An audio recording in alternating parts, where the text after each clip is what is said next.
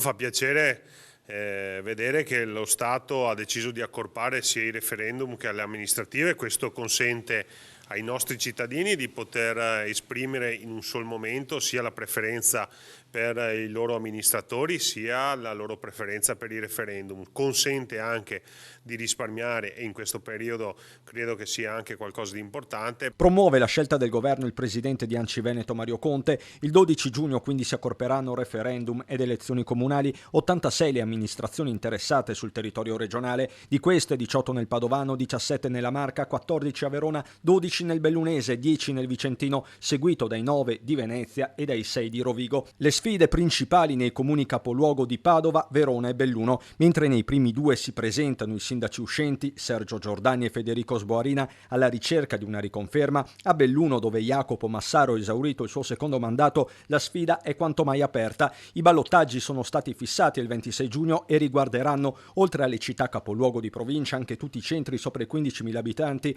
nell'eventualità in cui nessuno dei candidati superi il 50% più uno dei consensi. Si tratta di Feltre, Abano Terme, Vigonza, Jesolo e Tiene. A poco più di 5.000 abitanti Cortina d'Ampezzo, dove però si eleggerà il sindaco che dovrà traghettare la regina alle Olimpiadi 2026. L'Election Day, particolare non da poco, non andrà a influire sul regolare andamento delle elezioni scolastiche che termineranno l'8 giugno. Quanto ai referendum, i quesiti saranno 5, quelli ammessi dalla Corte Costituzionale a febbraio, la riforma del CSM, l'abolizione della legge Severino, i limiti agli abusi della custodia cautelare, la separazione delle funzioni dei magistrati e la loro equa valutazione. L'appello che faccio è quello di andare a votare, di fidarsi degli amministratori, in particolar modo di quelli locali, che hanno sempre dimostrato presenza, responsabilità, sensibilità nei confronti delle comunità e che oggi vengono chiamati a esprimere o il rinnovo o il cambiamento.